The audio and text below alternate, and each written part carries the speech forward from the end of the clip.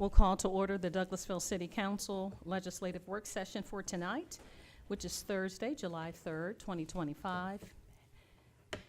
Happy 4th of July for tomorrow. So I'll call this meeting to order, and our invocation will be done by Reverend Dr. Francisco Artley, pastor of Poseyville Church. After that, we'll have the Pledge of Allegiance, which will be led by the Mayor Pro Tem, City Councilmember Terry Miller. Please stand for the invocation. Good evening, Madam Mayor, City Council. I hope you all have a wonderful 4th of July tomorrow and a safe one, and enjoy yourselves. Let us pray. Heavenly Father, Lord, I just thank you for this beautiful day that you have given us, Lord. I thank you for everything that you have given us, Lord, and the freedom that we celebrate in this country is a true blessing, Lord. But let us not forget that our freedom comes from Christ, the one who died on the cross for us, that we could be free of our sins. And Lord, I just ask that you be with the mayor and the city council as they go through their meeting tonight, that you speak to them, that you guide them, and that the decisions they make are best for Douglasville and for its residents, Lord. And I just thank you for their service to our community. But most of all, I thank you for your Son, our Lord and Savior, Jesus Christ. Amen.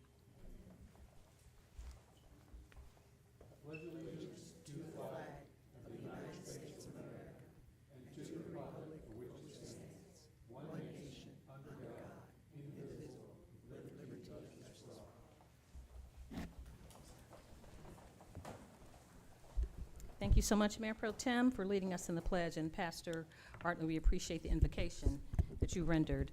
My name is Rochelle Robinson, and I'm the mayor of the city of Douglasville. I'd like to welcome you to the Douglasville City Council. This is a work session where agenda items are presented for discussion only, and no official action will be taken this evening. Official action will be taken on the items discussed tonight on Monday at our 6 p.m. voting meeting.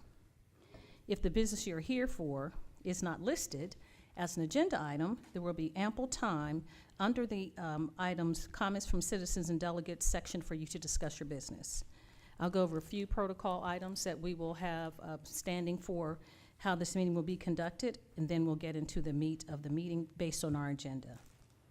A few protocol items are, I ask that you please keep your comments and presentations on a professional level, dealing with the facts that are important for this governing body to make our decisions. We will not accept comments that are considered by the chair to be of a personal attack on any individual or group of individuals. You will receive a warning from the chair if you happen to do that. If you deviate from that requirement, a second deviation will result in us asking you to leave the premises or the meeting that we have here in the room. Only one person speaking at a time. Please do not applaud, react to the speaker, speak from the audience, cheer, or carry on a conversation. When you're at the podium, we ask that you please address all of your concerns and comments to myself and council members, or to the committee chair if you're here to speak on an agenda item. I'll remind you that we're only required to accept public comments during public required hearings. And when we do that, there are some items and rules that are pertaining to that. The agenda items will be handled in the following manner. The committee chairperson will read their agenda item, then that person or applicant or representative of that agenda item will make his or her presentation. Myself and council members will possibly ask clarifying questions to help us to make our decision for next week. After that, the committee chairperson will ask for comments. If it's a public hearing, for those that are in favor of the item, you have 20 minutes to present, and those in opposition of the item, you have 20 minutes as well. Each person has 5 minutes to speak, in totality of 20 minutes for each party or each side. If you have more than 5 or 10 people, then you divvy up your time to 2 or 3 minutes per person, or whomever you decide to be your spokesperson. But in totality, each side has 20 minutes. 20 minutes for those in favor, 20 minutes for those in opposition. You are asked to please fill out a speaker card. They're outside on the desk. They're blue cards. You fill out those cards if you'd like to speak to us, and you hand that card to, do they come all the way around, or they just leave it at the desk? Leave it at the desk, and assistant city clerk will gather that information and put it in our official record. We ask that you give your name and address for the record, and then you can proceed with your comments, any business germane to the city of Douglasville. Each person has one opportunity.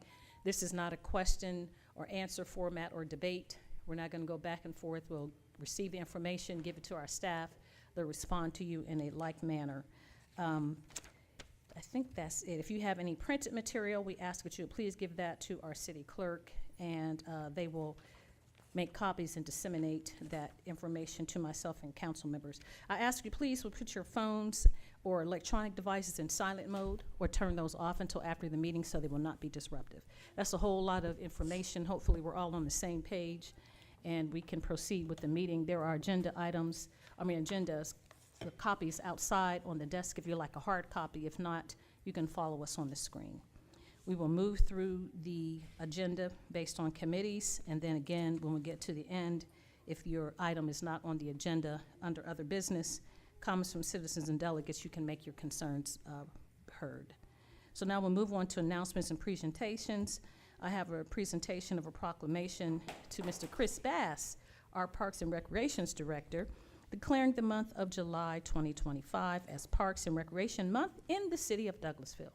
Director Bass, you want to come forward? All righty.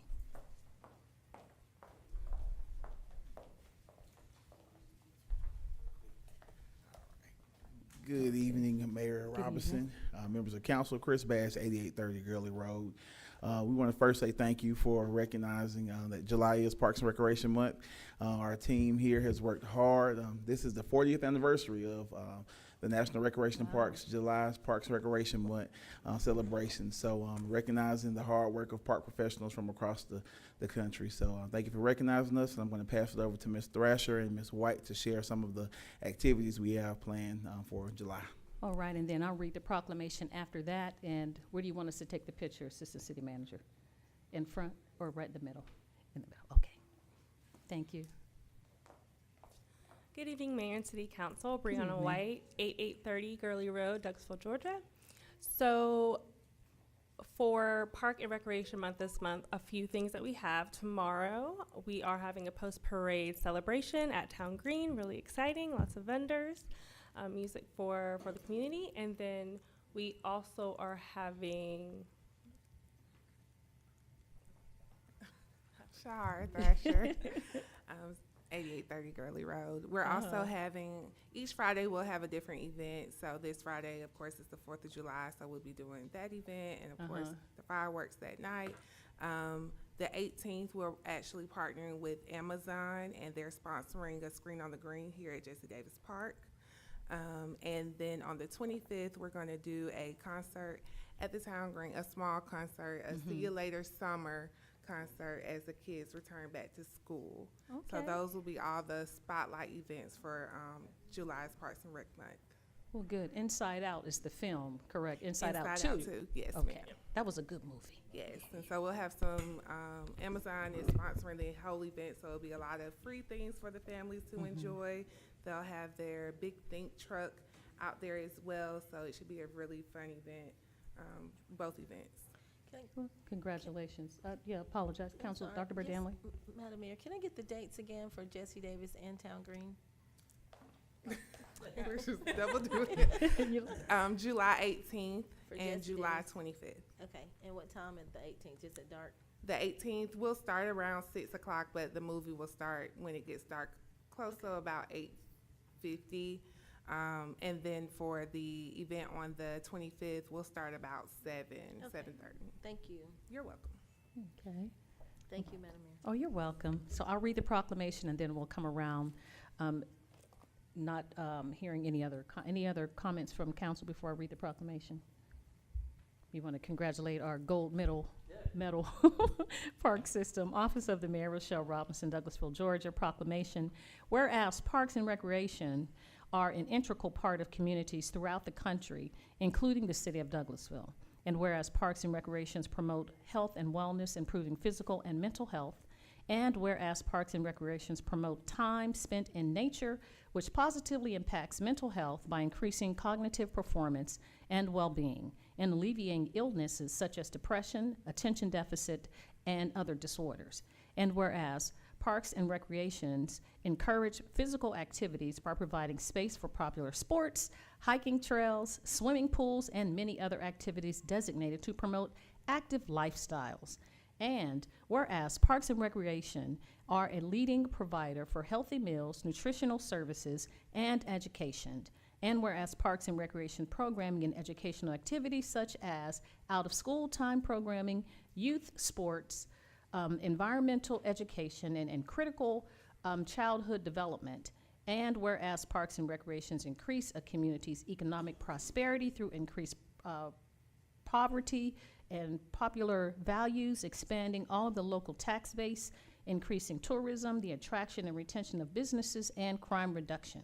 Now therefore, I, Rochelle Robinson, Mayor of the City of Douglasville, and on behalf of the Douglasville City Council and the citizens of the city, do hereby recognize July as Parks and Recreation Month in the City of Douglasville, and encourage all of its residents and visitors to visit our local parks this month to enjoy the beautiful nature and everything that we have to offer in the City of Douglasville. So proclaimed this 3rd day of July 2025. Let's give Mr. Bass and staff a hand, and thank you for what you do for us.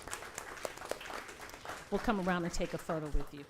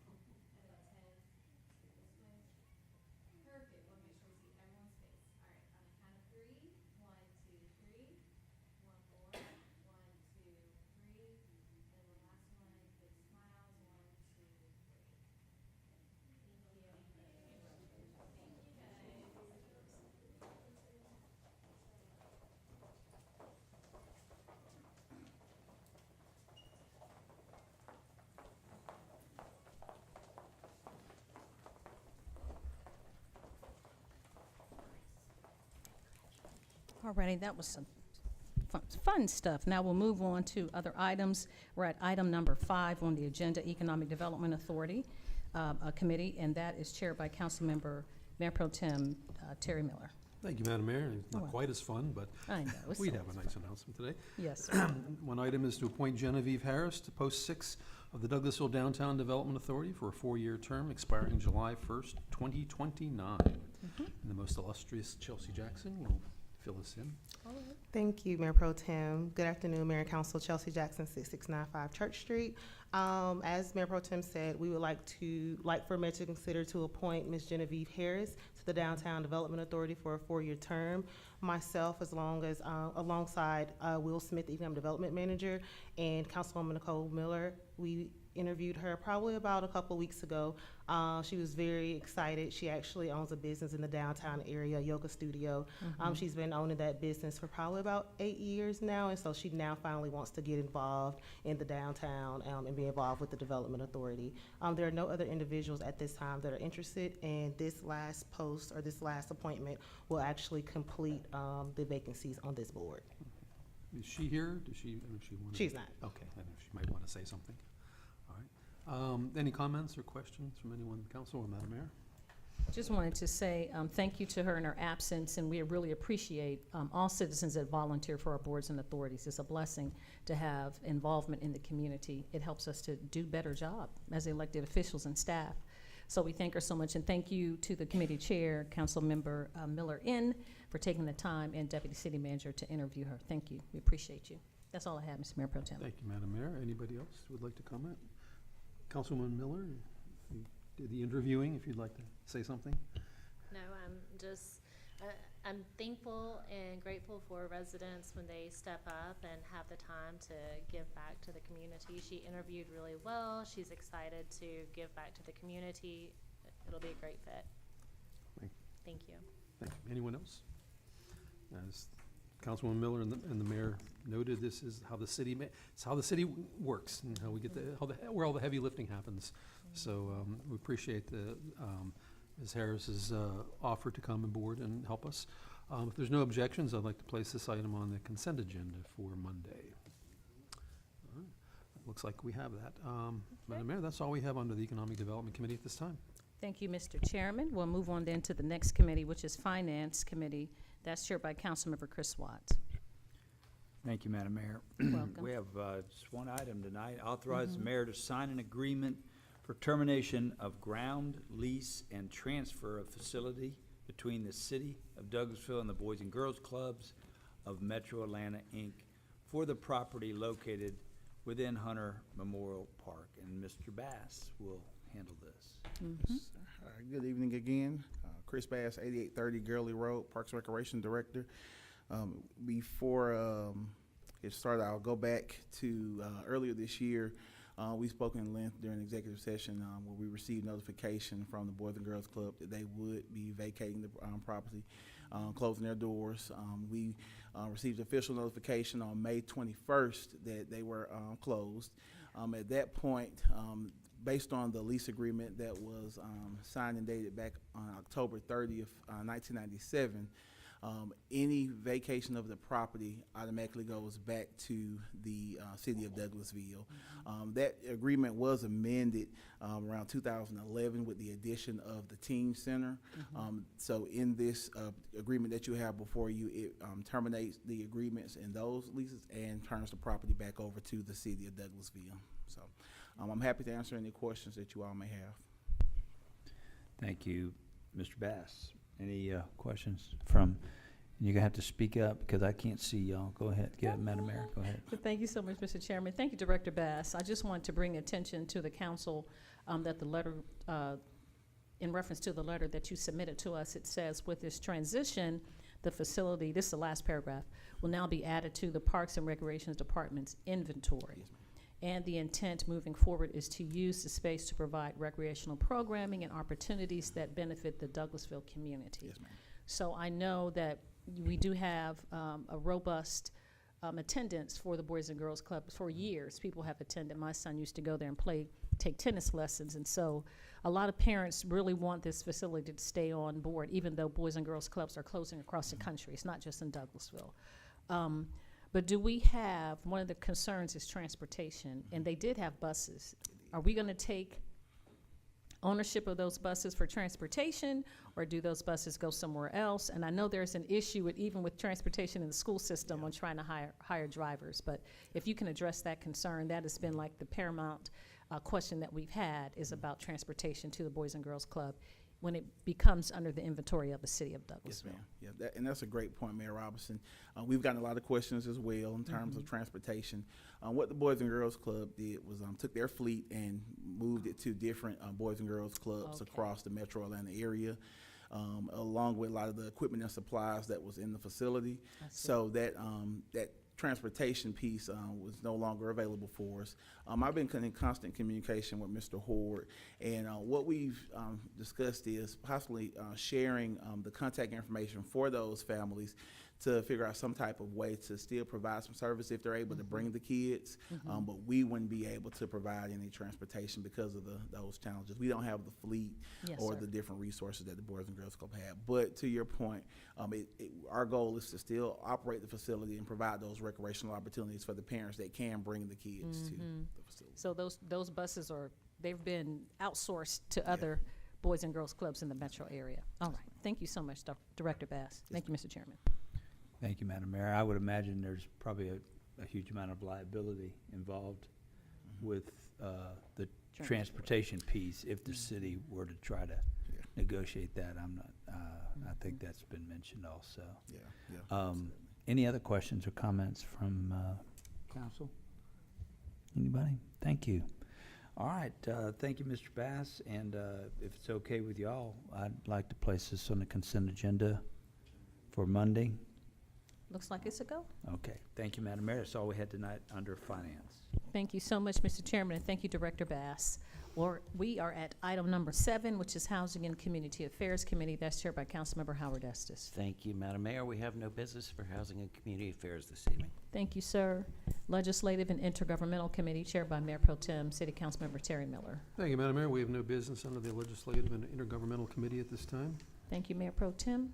Personnel Organization Committee chaired by Councilmember Howard Estes. And once again, Madam Mayor, we have no business for Personnel and Organization. Thank you. You're welcome. We do have business under Planning and Development Committee. That's chaired by Councilmember Nicole Miller. Yes, ma'am. Thank you, Madam Mayor. You're welcome. We do have a couple of items this evening. The first is item number 25-259. Says to hold a public hearing and consider a request for a special land use permit for a family child care learning facility for property zoned neighborhood commercial district. It's 0.55 acres at 8667 Hospital Drive in Land Lot 50, District 1, Section 5, parcel ID 0086. And it is, the application is by Kids Zone University Preschool in care of Ms. Wanda Miller, and Mr. Dana Gray is going to go over this item with us. Good evening, Dana Gray, 6695 Church Street. This is a request for a special land use permit for a child care learning center. And just to give you a little background, the applicant did come before you in February of 2023 for a special land use permit for a wedding venue event center. It was withdrawn based on challenges with the parking. So they are providing early childhood education and care for children between the ages of 2 and 5, and they will be providing an after-school program for children ages 5 through 10. And the applicant is present. Thank you. And would the applicant like to come down and add any information to this? If you'll please just give us your name and address for the record. Good evening, Good evening. Madam Mayor and City Council. My name is Wanda Miller. My address is 7380 Riverwalk Drive, Douglasville, Georgia. Hi, Ms. Wanda Miller. Did you have anything to add to what Mr. Gray just went over with us? Yes, I did send an email to most of Yes. City Council and Madam Mayor, pretty much giving more in-depth details on what we plan to offer. Initially, I know I came before you guys in 2023, but when I purchased the property in 2013, it was actually purchased for Kids Zone University. I had architectural drawings made for Kids Zone University. It was placed on hold for a couple years. I had to care for my mom that was terminally ill. After her passing, kind of lost the desire for the plan. But after gaining custody of my 3 small grandkids, the desire is ignited. So what we plan on offering at Kids Zone University is a state-of-the-art child care facility, catering to preschool ages 2 to 5, and then after school 5 to 10. We want to cater to the families by giving them the opportunity to have more open time with the kids and time to get to work. So in our research, we kind of analyzed the competition more. So we decided that we would open our doors at 5:30 to 7 p.m. That 5:30 would allow anyone commuting to Atlanta to kind of get past some of the traffic. I know at firsthand. I worked in Atlanta for about 5 years until I became self-employed. And then that 7 o'clock window would actually give them time, not rushing back if there's traffic, accidents or what more. It would still open up that time for them to get there within a reasonable time. And it's 7 p.m., okay? We are gonna offer dinner for these kids because what I'm getting right now is when I pick my grandkids up at 6 or 6:30, they starving and they wanna go to McDonald's. So, although that's a quick fix for me, it's not healthy. So what we want to do is offer that dinner for the kids so the parent can keep their mental, status over having kids hollering and I'm hungry. And the last time they've eaten was probably lunchtime at 11:30 or 12 o'clock. And after that, it's just a handful of snacks. So we want to offer dinner for them, which would allow the parents time to spend more quality time with the kid. When they get home, they don't have to worry about cooking. It possibly save them some money on groceries as well.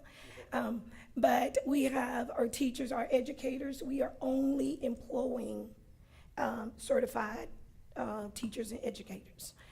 We don't need sitters, although they 2 years old and 3 years old, we're still hiring certified educators that have their early childhood certificates. We got state-of-the-art whiteboards, computers. We want to get the kids prepared for the modern-day world. So we still would have the little round circle and all that, but we'll still bring in the technology that to compete with AI and things of that nature. What else are we gonna do?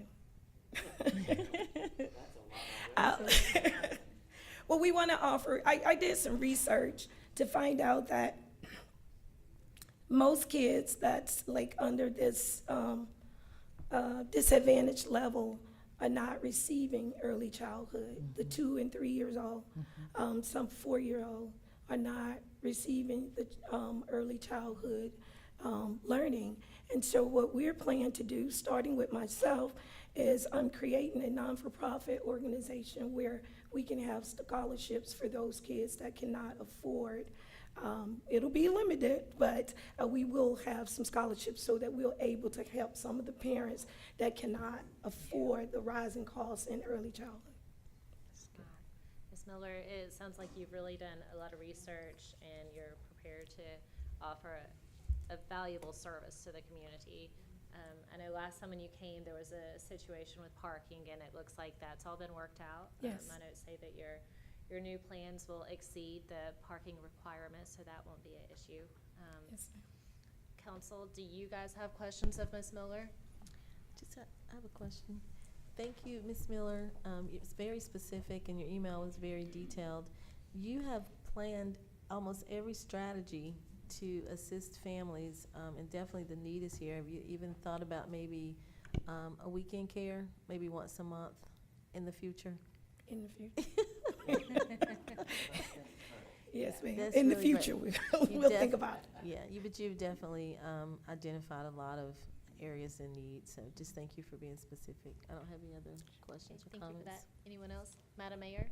Yeah, thank you so much, Madam Chair. Good to see you, Ms. Wanda Likewise. Miller. We appreciate you. Congratulations, Ms. Miller was a 2025 Chamber of Commerce SHERO recipient. So for her business acumen, you are a robust business owner, a serial business owner. You own lots of businesses and a newspaper. So we really appreciate you giving back to the community. I'm sorry for the loss of your mom. I know Thank you. you've taken on the mantle for your grandkids, and that's a whole new thing. So Yes. congratulations. God bless you for Thank that. you, ma'am. God bless So you. I just wanted to make note to the council that the parking spaces are 16 that's available, and she is only needing 10. So she has more than enough space, and that's for the people that work there, the staff. And then the kids will be dropped off on a rotational basis, how parents bring their children and drop them off. So there should not be an issue with parking. So that's all I want to bring the attention to the council, that you have really thought this out and you've done a good job. I want to make certain that we address all those issues. Thank you. And invite us to the ribbon cutting. Yes, Mayor ma'am. Pro Tem and I have some newlyweds, so maybe we'll have some grandbabies soon one day to have Awesome, bring to awesome. Not too soon, hopefully, but Not too soon for you, leave it a year or two, but thank you so much. Thank We you. appreciate you. Yes, ma'am, Thank you, that's all I Madam have. Mayor. Was there anyone else? Yeah. Mayor Pro Tem, are those your? yeah, I just want to say, Ms. Miller, no relation. But thank you for bringing this project back to the community. I've worked with Ms. Miller in the past on some stuff, and her energy and enthusiasm and dedication to the community is unparalleled. So I'm really excited that you want to do something that's going to be, I think, really a good benefit to our community. So thank you. Thank you. Thank you. Coach? Hey, Ms. Miller, what is the capacity for how many kids, basically? It's regulated by the state, Okay. and for every 30 square feet, it's one child. So right now, we're at about 60 to 75 kids. Okay, all right, thank you. That's all I. Thank you for that. Was there anyone else? No? Okay, thank you. And thank you, Ms. Miller. So Thank you. we do need to hold a public hearing. So at this time, if there's anyone here who would like to speak on this item, now is your chance. If you'll come down, give us your name and address for the record, please.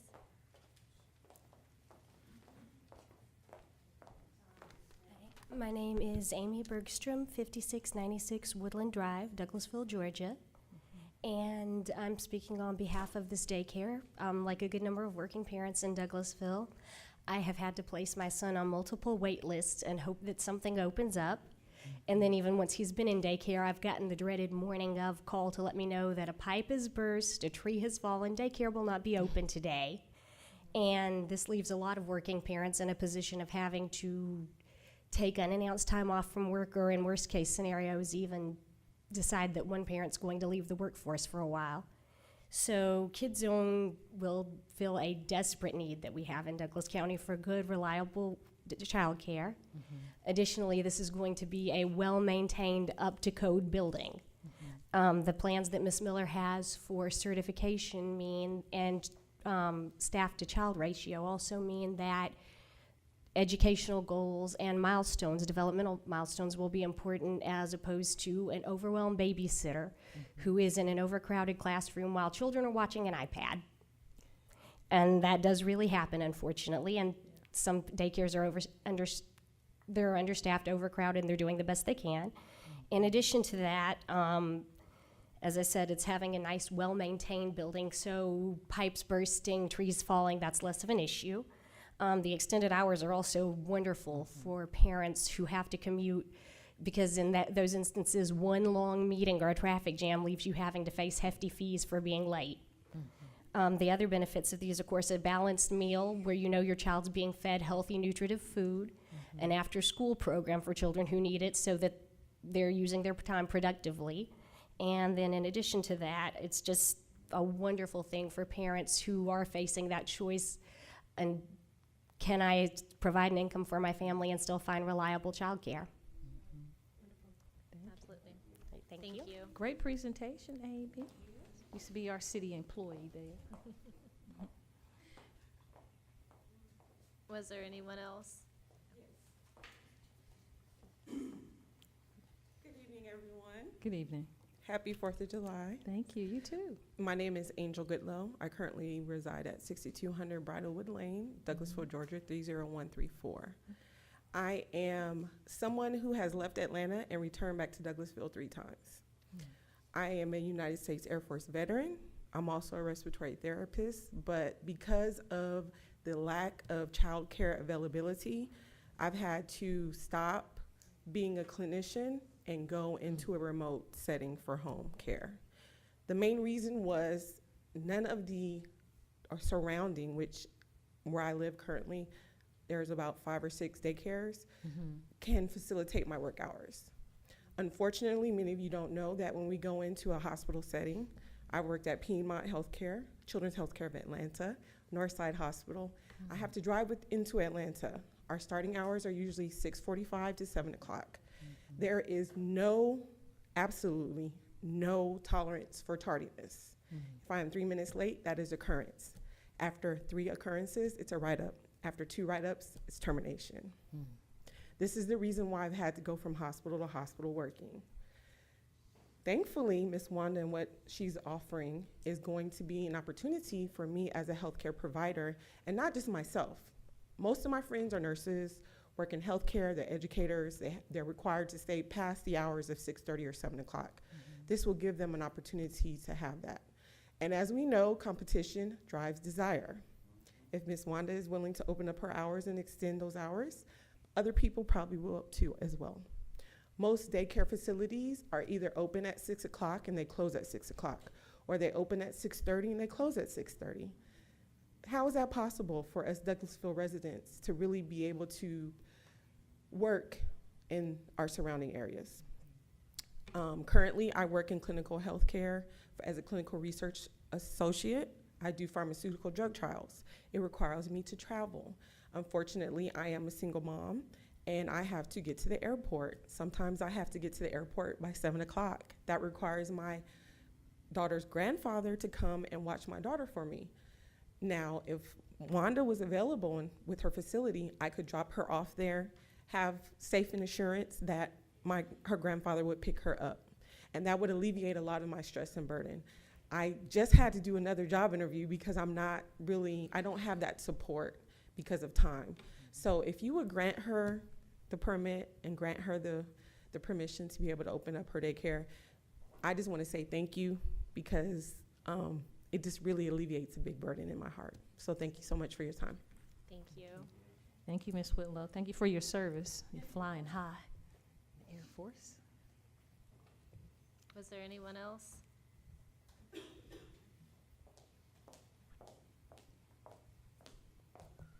Hi, Good my name is evening. Zipporah Bentley. I'm a resident in Villa Rica, but I do work in Douglas County, and I have known Ms. Wanda for several years. And when she told me about her new adventure, I was on board.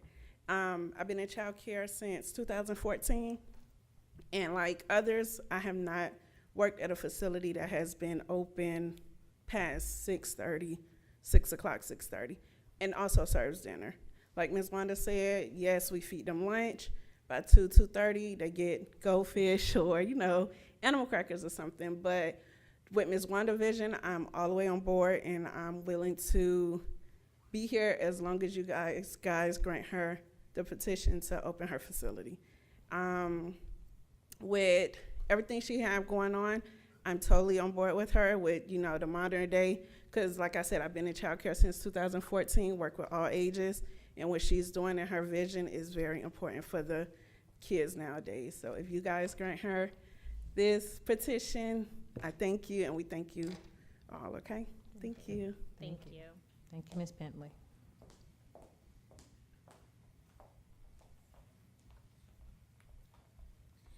Good evening. My name is Mary Estrada. I live at, I just moved to the area, 1642 Chicago Avenue here in Douglasville. I just want to say the reference to Ms. Wanda, the opportunity is for the daycare, because I see a lot of single mothers. For example, my daughter is a single mom, and she has to work 2 jobs. And sometimes now it's hard to find childcare for 2 kids of the fact she can't afford the childcare of the hours, meaning from after school till 7. After school, because she works till 7 o'clock. But unfortunately, she has to leave the kids. Now she's my 2 grandchildren are legal to stay by themselves, but she still doesn't feel comfortable. She prefers to put them in a daycare. But like if she has this opportunity, I see that a lot of single mothers out there need that support, especially when they're working a little bit longer than what it is. It gives them time to come in, feel peace. You know what? I don't have to worry. I don't have to rush in to pick up my child because the daycare's still open, and they're gonna be fed. Only thing I gotta do is spend more time with my child, and I can see that for a lot of families here, single moms, co-parents, whatever. But I think this is a great opportunity for Douglasville, especially here in Douglasville County, and that's the great opportunity. I just want y'all to see the big picture. Thank you. Thank you. Thank you, Ms. Estrada.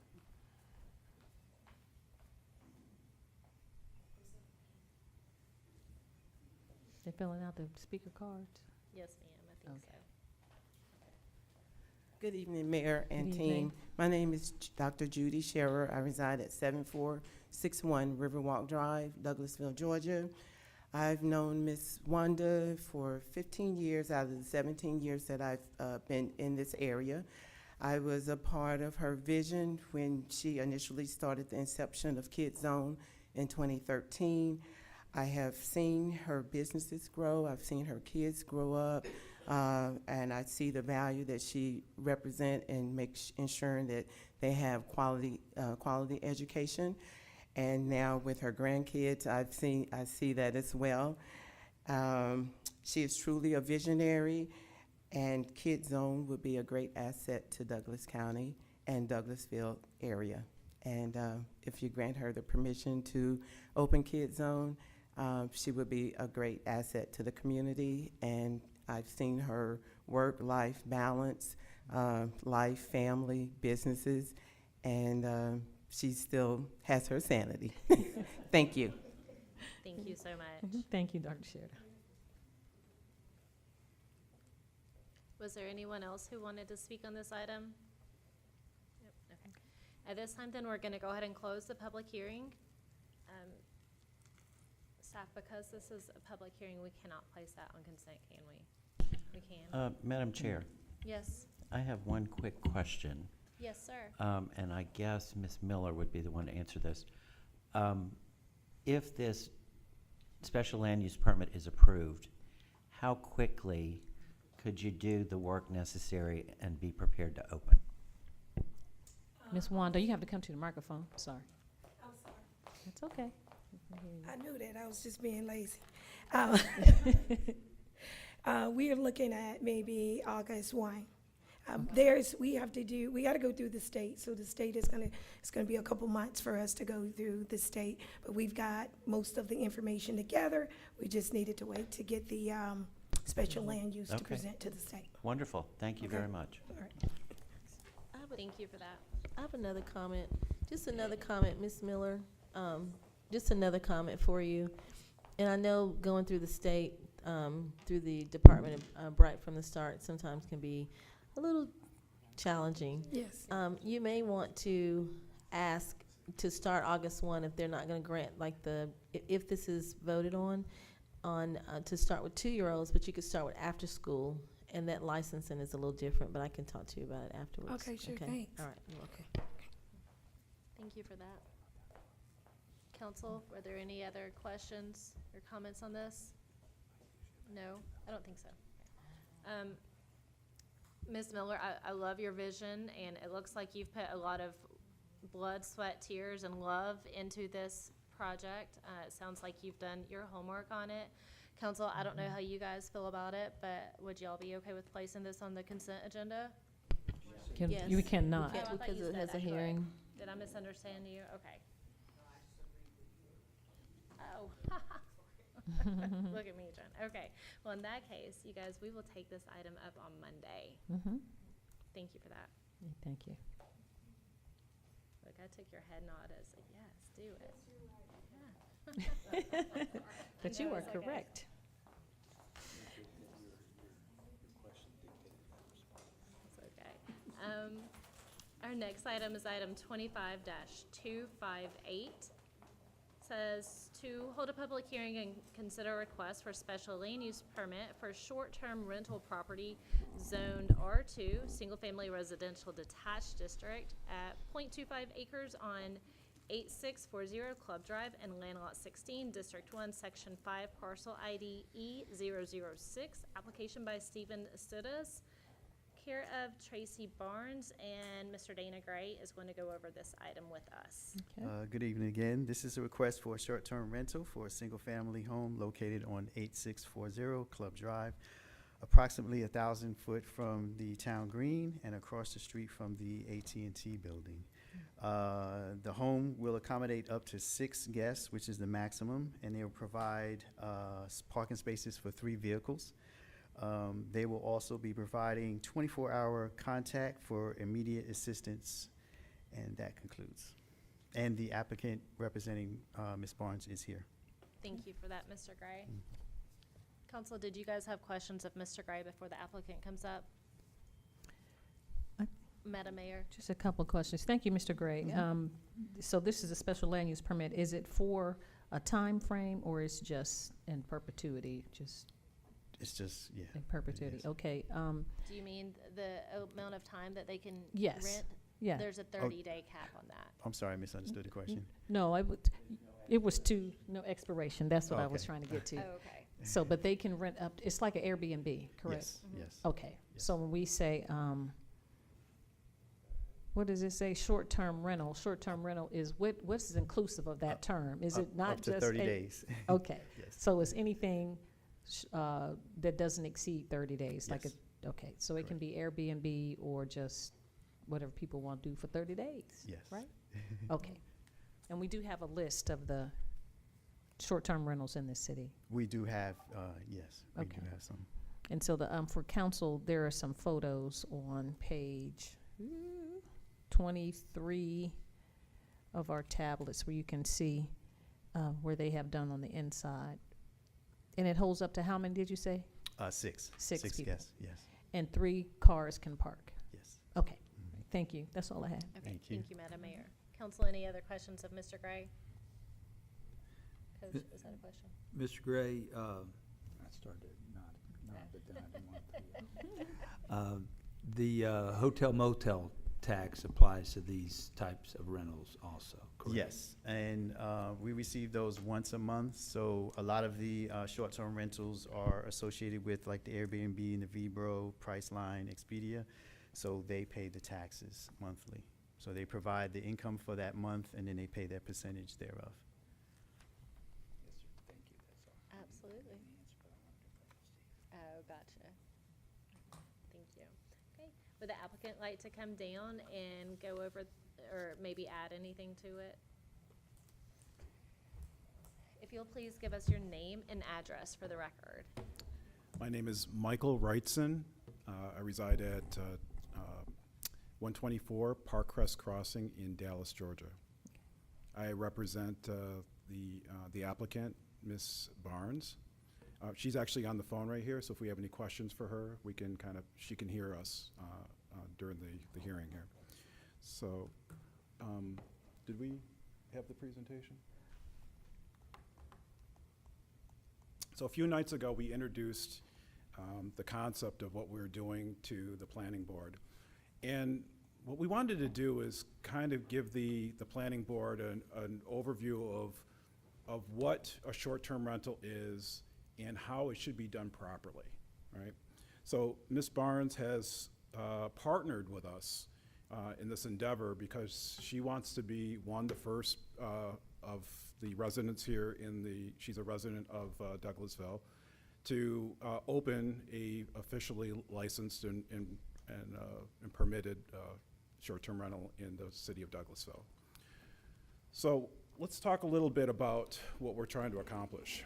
In this slide that you see here, Ms. Barnes is a member of she's a Douglasville resident. She is a businesswoman who has multiple businesses, and she attended the Douglasville Citizens Academy. She's a graduate of it.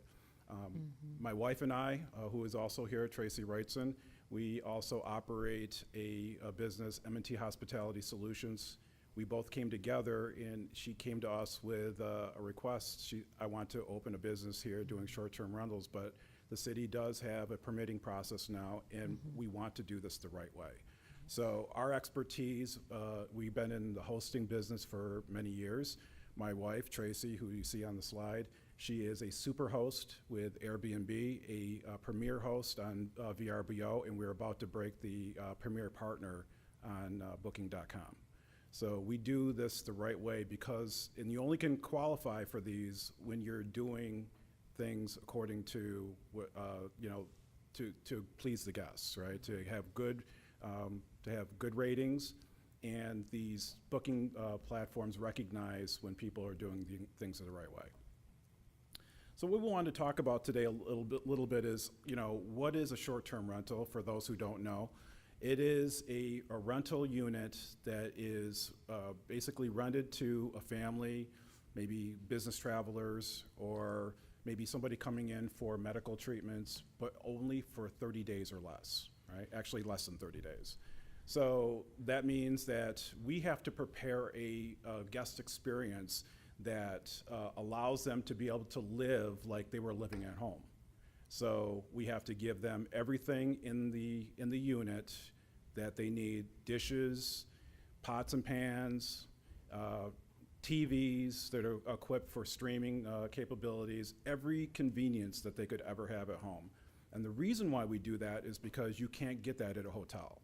And when people come and they want to have a special type of experience, They want to be able to come relax, and they want to have the experience that they have at home. And up until, I think, the mid-2000s, that Airbnb was the first one to kind of break into this business and recognize that that was something that people wanted, right? So these rentals have expanded from somebody sleeping on a mattress, right, in somebody's house, to, you know, vacation homes, spare bedrooms, very unique experiences we don't have here in Douglasville, but, you know, I think you've probably seen on Airbnb where people are running cabins and other types of experiences. All of these have kind of come out of the whole thing for Airbnb. So we provide a process that allows us to do this in a way that gives the guests the best experience that they can have, that they only can get from their own homes. So what we did was, you know, we went into the business of partnering with other hosts, Ms. Barnes being one of them, because we saw the growth in this area.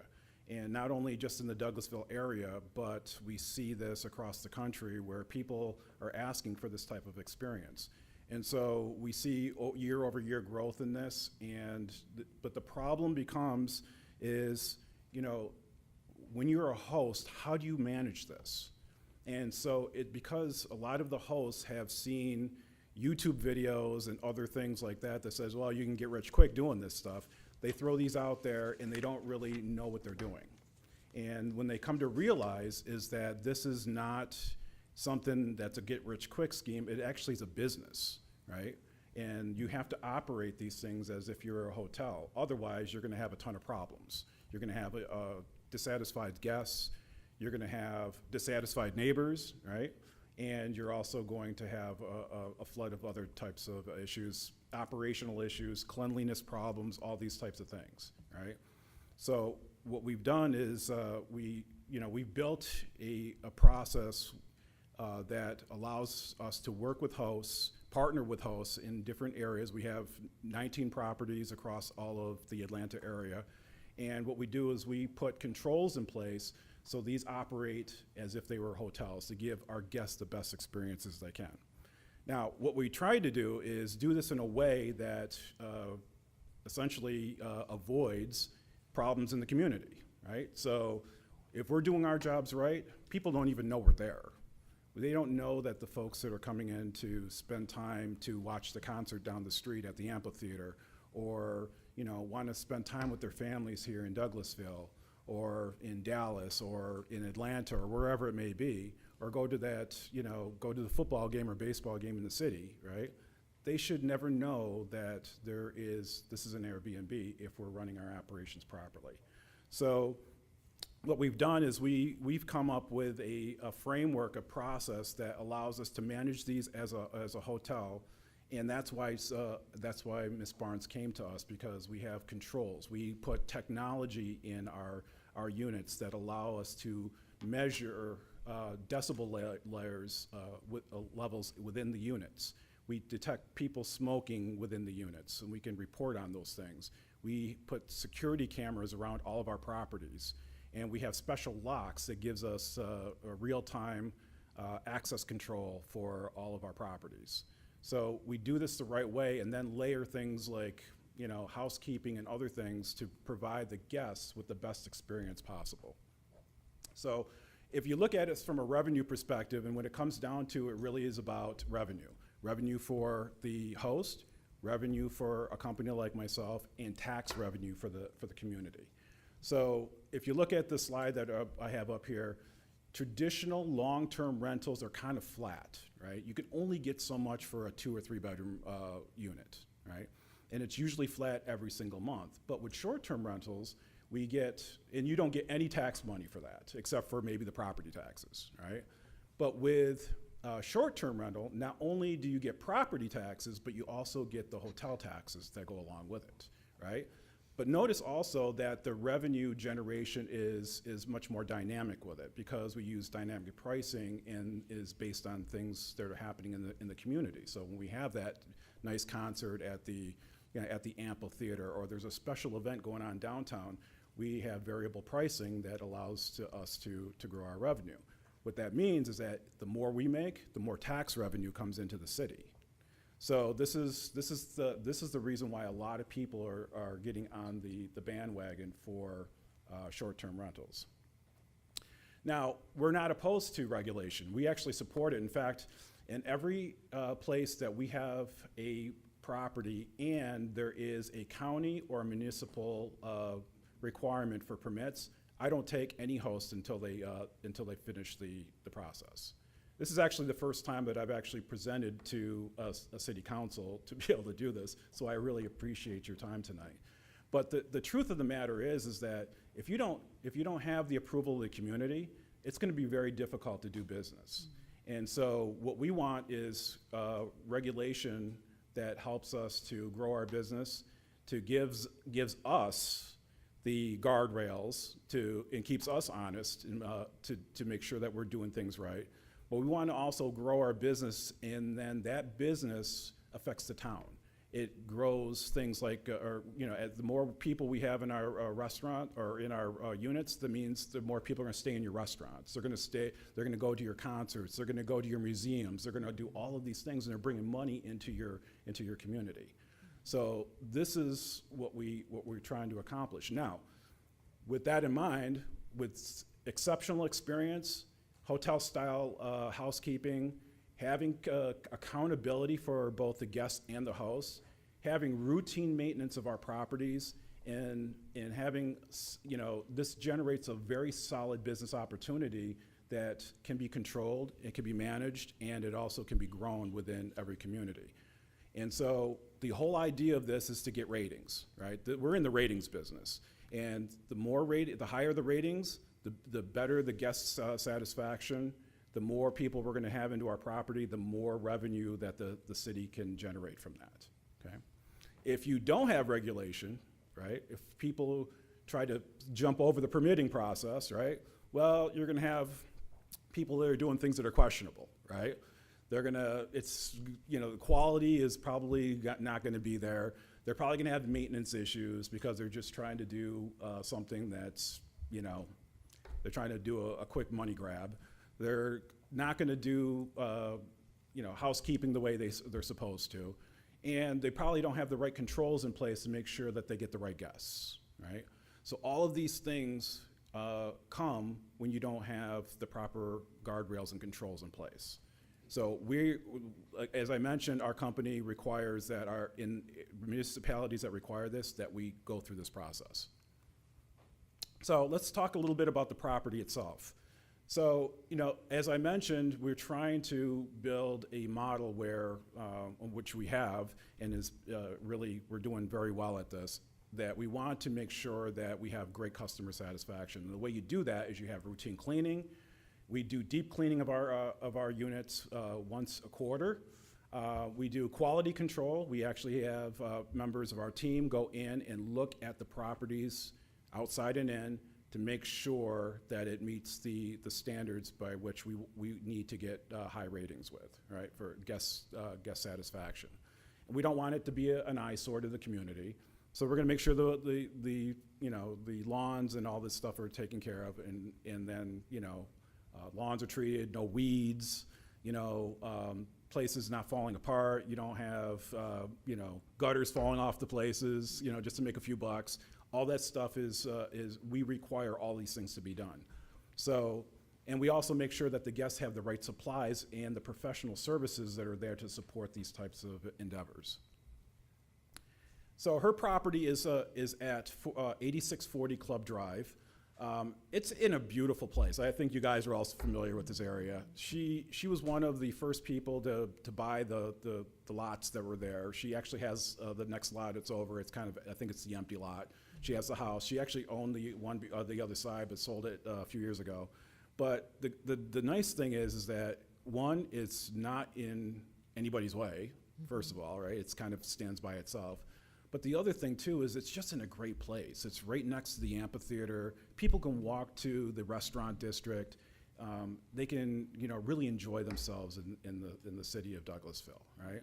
But as I mentioned, we also put controls in place so that if we do have a bad guest, we have the ability to control it, right? So we have ironclad house rules that we can enforce with both our, legally and with the booking platforms. If somebody violates our rules, they gotta go, right? And we enforce them very strictly. But we also have the technology that we put in so that we can detect when people are not doing the right thing for us. So so we have twofold, safety nets, if you will, for our properties. So here's the kind of the aerial view of it. She's right down the street on Club Drive there, on those, right next to that available lot. She's in a great place. A lot of our, I think the guests are gonna be really nice when we do get permitted to be able to access these, the downtown area and do Page shopping 22. and other things. I apologize, Mr. Wrightson. I was trying to get the council acclimated. It's on page 22, and then he's moving through. Yeah. Okay. Thank you. As you can see here, it's a cute house. We've done a really nice job. Tracy has, really put her heart into this and made it and put the finest linens in the place. We got great furniture. It has everything that you need to operate as a home away from home, and that's what we do. In fact, actually, that if you look at our website, that's our cue, is we give you a home away from home. That's what we do. And notice that we have white linens. That's our standard for all of our units. If you're there 30 days or less, you get white linens. The reason why is that, and I'm sure every one of you have probably stayed at an Airbnb at one time or another, what's the first thing you look at? You look at the beds, right? You look at to see if your linens are clean, right? Well, with white linens, you can immediately tell if you have cleanliness or not. If you have colored linens, not so much, right? So we mandate these for any listings that are, or any bookings that are 30 days or less. And as you can see here, our kitchen has modern appliances on it, beautiful decorated kitchen table. And finally, I just wanted to kind of pull this together and just, and this is the reason why Ms. Barnes came to us, and she looked at many co-hosts to help her and partner with her to manage this property. Our excellence in in the way we manage our properties is second to none. We strive for every single booking to be a 5-star rating. Now, that said, you can't satisfy everybody, right? Somebody's gonna nail you for something. But if you look at all of the reviews that we have over the last 3-4 years, only a very small percentage of people gave us less than 5%, right, or 5 stars. So this is a testament to to what we're doing. And then look at what people are saying about us, right? Mike and Tracy, clean, everything's clean, right? So it's we methodically make sure our team does the cleaning process and make sure that these places are spotless. So what we're doing today is we're asking for a permit to operate this business here in the city of Douglasville. We know that this is part of the economic development of this area. There's a need out there for this, right? We want to be legal and we want to do things according to city ordinances. We want to help you to increase your tax base, and we want to give you, the city, this diverse types of accommodations that only a short-term rental can bring to the table. And we want to engage with you. So when we were at the meeting the other night, I wanted just to say this, right, is a lot of people really didn't understand what a short-term rental is and what actually goes into operating them. So our company can actually work with the city to help you guys frame out what needs to be done. And since we're going to be one of the first ones, if not the first, to be permitted, if this goes through on Monday, we would ask for us to help you to kind of put some of these guidelines together and to think of things that you wouldn't normally think of, such as how do hosts get trained? Can you just open an Airbnb and just do this, right? Do hosts need training? Do they need to understand what the ordinances are and how to comply with them. So there are things that you can do that need to be done that we can help you with and kind of go through this. And that's my presentation, folks. Any questions? Thank you. That was very thorough. I guess my only questions at this time was, when people are booking, so they'll actually be booking with you, correct? Not the actual owner. So like when I'm saying at an Airbnb and I'm messaging, asking questions about stuff. So Ms. Barnes is the host. Okay. Yeah, they're actually booking with her. We're her partners that help her to do the operational aspect of it. Okay, so like the scheduling, making sure the cleaners come in, I guess use the Yes. software so she knows when there's gonna be like events in town, to gauge as far as pricing and stuff like that goes. Yep, so everything, she owns the property, she handles all the maintenance, she is the face of she Got is it. the host Okay. of the property, Thank yes. you. We're just in operational support of her. Council, Mayor Pro Tem. Thank you, Madam Chair. So basically, it sounds like the relationship that a management company has to a long-term rental is sort of similar. It's similar, but it's different, right? So think of a property manager basically handles paying the mortgage, they make sure that the grass gets cut, and, maybe they, handle maintenance, day-to-day maintenance of the place, right? Well, we don't do that. The host does. Ms. Barnes is gonna still do that. So she handles those things, and she's still responsible for that. What a co-hosting company does for short-term rentals is provide the coordination of the actual short-term rental itself, right? So the guest relations, managing the listings so that they, that they look good and all the pictures, things like that, and providing her, with the standards by which she needs to make sure the housekeeping is done properly.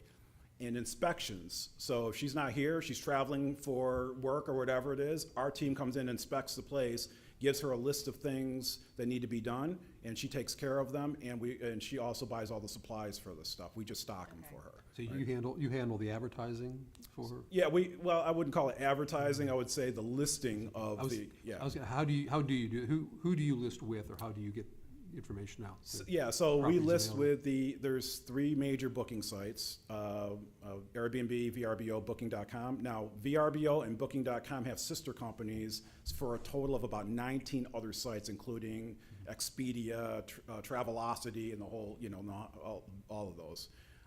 We also have our own direct booking site. So all of our properties can be booked directly from our private booking site, and it has the same controls on it.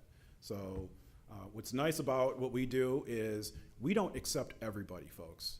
So it's like when we get a booking that comes in, we stop them at the door. When that comes, we don't do any instant bookings. So we actually ask 5 questions of these people. Are you over 21? Have you had a 5-star rating? Have you read the listing?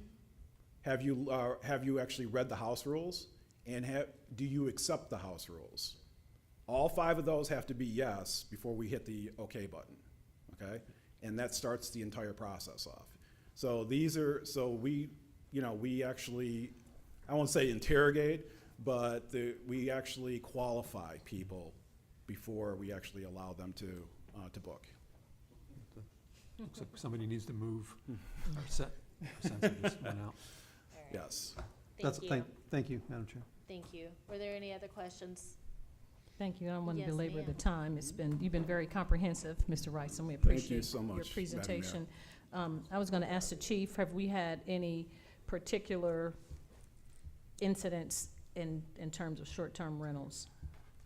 Not in particular, it's just, not that you know of. For Ms. Jennifer, who does our hotel, motel, tourism, conference center, everything okay as far as short-term rentals and how it goes to the system through hotel, motel tax? Everything's good. We have a few things we need to work on with finance. Mm-hmm. We're in the process of doing that, but everything else is good. So they're able to come through finance and be accounted for with the city and all of that, SCFO. Okay, and lastly, for the council's consideration, I know this short-term rental is in our UDO. the Planning Commission and staff has done recommendations on pages 9 through 11. There are 15 items that they asked us to look at with their recommendations.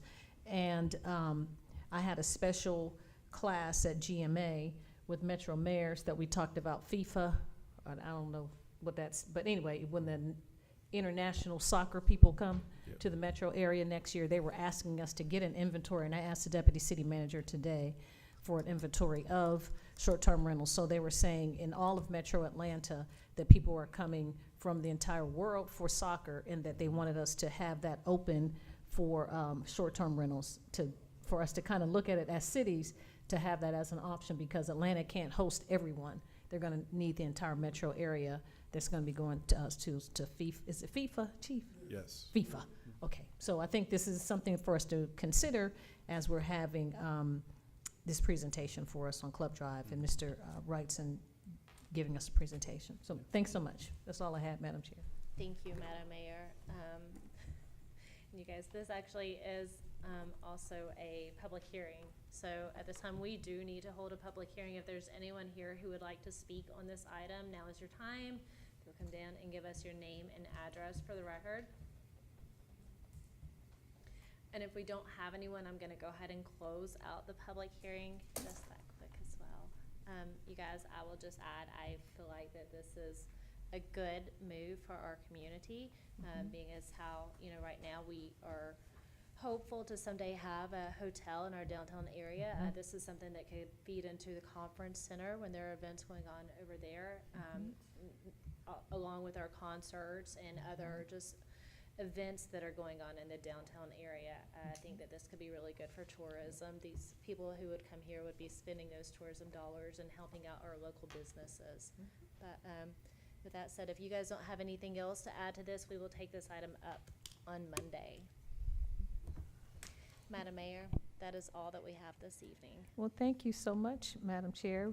Thought we was going to have a quick meeting, so we'll move on. Item number 11, Public Improvement and Beautification. You also chair that meeting. And Madam Mayor, we have no business this evening. Thank you so much, Madam Chairman. Public Relations Committee, chaired by Councilmember Samuel Davis. You're welcome. Public Safety Committee, chaired by Dr. LaShawn Burdanley. Thank you, Madam Mayor. No business tonight. Thank you, Councilmember You're Burdanley. Recreation, Culture, and Tourism Committee, chaired by Councilmember Chris Watts. Thank you, Madam Mayor. We have no business tonight in Recreation, Culture, and Tourism. Thank you so much, Coach. Mayor Pro Tem, would you please take the Technology Committee for me, please? Certainly, Madam Mayor. There's no business under the Technology Committee at this time. Thank you, sir. Transportation Committee, that's chaired by Councilmember Dr. LaShawn Burdanley. Yes, thank you, Madam Mayor. We have two items tonight, and the first item reads as follows. Adopt an ordinance to amend the speed limit ordinance for Dare Street, Campbellton Street, Club Drive, Pinecrest Drive, and Price Avenue to the off-system road list within the city of Douglasville. Ms. Alicia Mann. Alicia Mann, 6695 Church Street.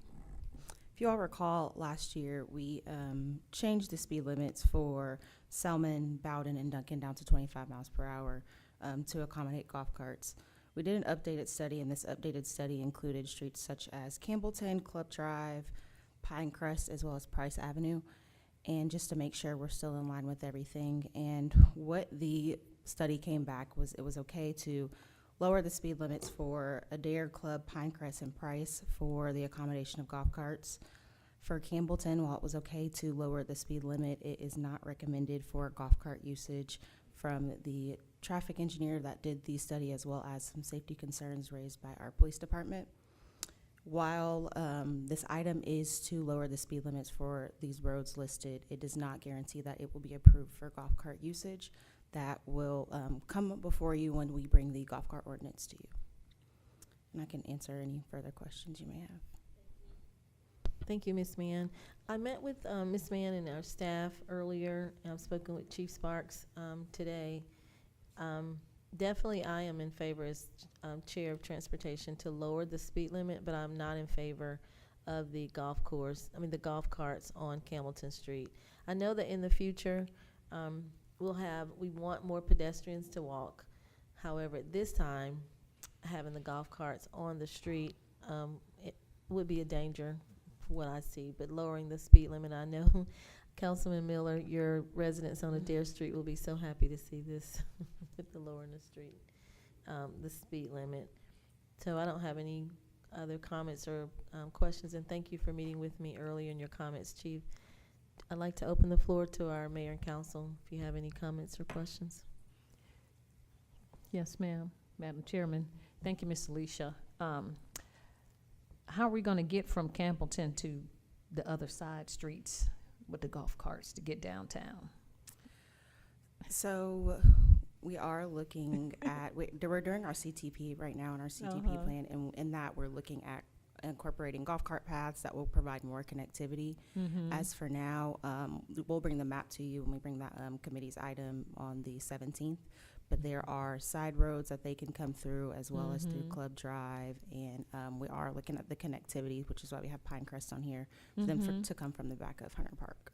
Okay, I'm just trying to see some back roads, maybe Rose Circle or Court or one of those streets that are right off of Campbellton Street to be added, just to for mobility to get to the downtown, because really the golf carts are to get to to the town green, to get to the restaurants, to come to the conference center, the O'Neill Plaza, and Campbellton Street is the most direct route. But I know it's busy, and the high school is there as well. You have inexperienced drivers, so you don't want to have them on driving the same time. I shouldn't say inexperienced.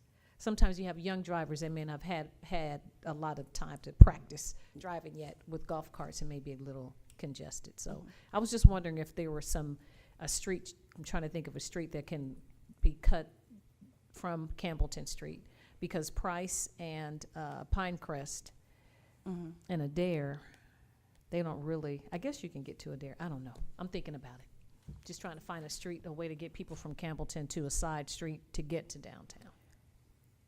Yes, we can look further into that. We are trying to look at other solutions for Campbellton.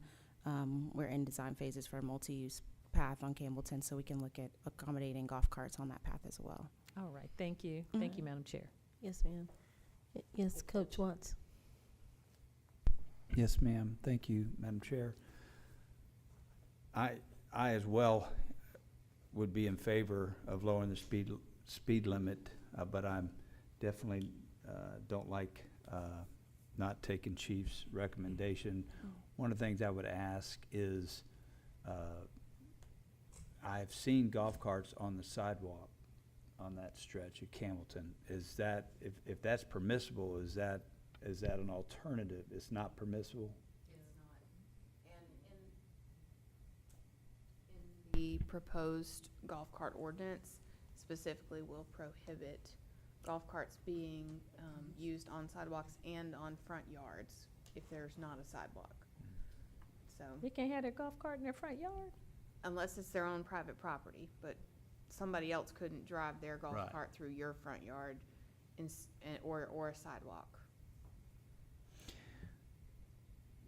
They're meant to be on the roadway only. Right. And like Ms. Mann just said, there's possibility in the future of having the wider paths that are Right. multi-use, but that would be something a number of years down the road. Okay. But the proposed ordinance that you all will be presented with in just a few meeting rounds will have prohibition of sidewalk usage for golf carts. One thing. We already have a sidewalk prohibition for bicycles as well. One thing that I know, like going past the high school, that stretch, the light blinks during school hours. The speed limit is lowered for that. And I'm just wondering if an alternative going forward, maybe down the line, is looking at restricting use during non-busy times, not during school hours, maybe in the evenings, I don't know. But to Mayor's point, the whole purpose is to get those folks that live from the expressway on in, that's not gonna walk all the way downtown for something to go to the restaurant, but to get there by golf carts, it helps with parking and things like that. So I hope we keep looking at it and find a way to alternative. make this happen. Because even Coach. going to West Pines, I know people who live on Campbellton who have a golf cart, they may want to go to the golf course around the corner from their house. Yes, If I can sure. butt in here for a second. Councilman I Estes, thank you, you got Madam the Chair. floor. I mean, I appreciate all this conversation, but what we're dealing with right now is lowering the speed limit. Right, period. We're not talking about golf carts at all. That's right. That is for a future discussion, so Mhm. let's table that discussion for now, please. And discuss just the speed limit change. Thank you. So thank you, Councilman Estes, Mayor Robinson, and Coach Watts, and he is absolutely correct as our committee chair. We have a busy morning in the morning, some of you. Stay hydrated. But yes, so we are voting on lowering the speed limit. Yes, And thank you for your comments in regards to the golf carts, and it looks like there's a lot of passion. And our staff is working diligently and looking at pathways. So if there are any other questions, I'd like to go to the second item. Authorize the mayor to sign a renewal request letter to the Georgia Department of Public Safety for the speed zone permit for the purpose of amending speed limits. Okay, Ms. Van. So this item, whenever we change the speed limit on our GDOT off-system road list, we have to attach a renewal letter request that's signed by the mayor just in support of the lower speed limits or change in speed limits. Okay. So how long does it take? Is this in simultaneously send the letter in, and is it pretty quickly with GDOT since we already have it? So it takes typically over a month because it goes to GDOT and they look at it and they do their assessment, and then it goes to the FHWA because it is part of their the police department's speed detection device permit. Right, okay. And we don't have to do a public hearing on this, correct, Miranda? No. All right, so if there aren't any questions or comments, I hear that there's a consensus to lower the speed limit if there's anyone that doesn't want to do it. But if not, I'd like to place this on the consent agenda. Yes, both items, because they go simultaneously together. So I'd like to place both items, Madam Mayor, A and B on the consent agenda. It looks like there's support for that. Yes, ma'am. Thank you, Madam Chairman. No other items tonight. Thank you. You're welcome. Thank Yes, you, ma'am. Madam Chair, and thank you, Ms. Mann. We'll move on then to, do we have any other business to come before council tonight? Thank you. I don't see any updates from our city staff. We'll move on then to item 18, our city attorney, Mr. Joel Dotson. Thank you. I was going to say Attorney Dotson. Our staff attorney, Miranda Jordan. No business, Madam Mayor. Thank you. You're welcome. Our chief of police, Dr. Gary Sparks. Now, Chief, I know you did send us, and I don't see it on here, you did send you have a comprehensive, yes, sir, you sent a comprehensive plan for traffic tomorrow for the 4th of July and the parade. So he does have the police department has a plan. So if you're going to the mall and all that, the police department is going to be out there to help direct traffic to see the fireworks after. So thank you so much for that, Chief. Our Deputy City Manager, Ms. Chelsea Jackson. Yes, ma'am. Just a reminder that city offices are closed tomorrow for the July 4th holiday, as well as we do have a July 4th parade that starts at 10 a.m. with an event at the Town Green starting at 11 a.m. All righty. Thank you so much. And our Grand Marshal is Mr. Jack Tyser, who's owned a business in the community for many years, and we're excited to have the parade tomorrow with him being featured. Comments from citizens and delegates. If you sustain the meeting, you'd like to speak, please come forward. You have 5 minutes to talk to us about any business germane to the city of Douglasville. I want to speak about the Transportation Committee, item 25275. I thought it was strange coming down here. I had left the grocery store and coming down, and I noticed on one of the streets there's a speed limit that's 35. Pretty soon the speed limit's 45. And then the speed limit drops to 35. Who determines what the speed limit is? Is it because maybe part of the street's city, part of it's county? Part of it's state. The state determines on Stewart Mill Road and West Stewart Mill? Oh, you said the grocery store. We thought you meant Kroger coming on 92. No, What are you, what no, were you I was referring to? coming from Publix. And I just thought it was strange, and I was gonna ask that, and then I saw this agenda item, and I thought, well, it's a little strange that it seems like maybe 35, because there's a lot more traffic than there used to be, but I don't know. So have it's the- just something for y'all to think about. Right, and as transportation chair, Madam Mayor, I'd like to take, I can have a conversation with you, Miss Cindy, on the way out the door. That's a great conversation for you, and I have the answers for you. Yes, sir. We can give the streets to the police department, Mhm. and they'll look at it. Right. Oh, well, you'll be picking up a lot of speeders then if you're gonna lower it to 25. Yeah, I know where she's talking about, so I can answer the questions for her. All righty. Yes, ma'am. Okay, thank you. You're welcome. Thank you, Miss Cindy. Do we have any other comments from citizens and delegates? If not, and we don't have any other business to bring before council tonight, this meeting is adjourned. Happy 4th of July tomorrow.